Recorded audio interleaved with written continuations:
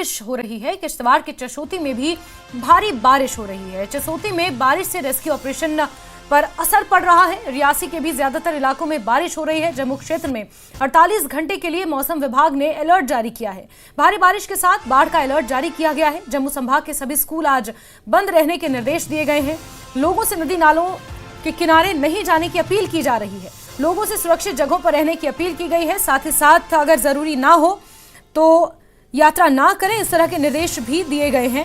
तो बड़ी खबर आपको बता रहे हैं, जहां जम्मू डिवीजन के अधिकांश इलाकों में अगले 48 घंटों के लिए भारी बारिश की चेतावनी जारी की गई है।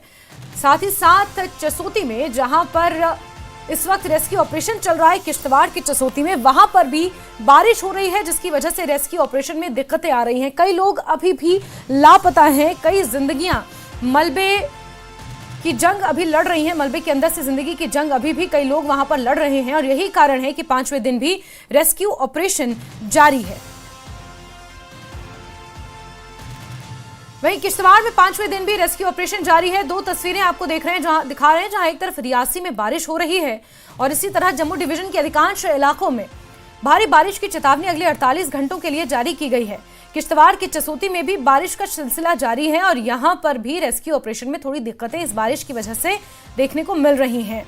किश्तवाड़ का वही इलाका है जहां 14 अगस्त को भारी त्रासदी आई थी। कई लोग मलबे में बह गए हैं, कई लोग अभी लापता हैं। 61 शव मलबे से निकाले जा चुके हैं।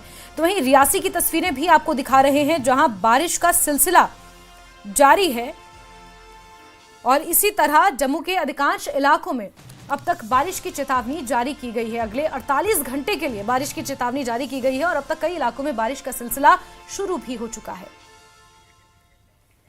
और किश्तवाड़ में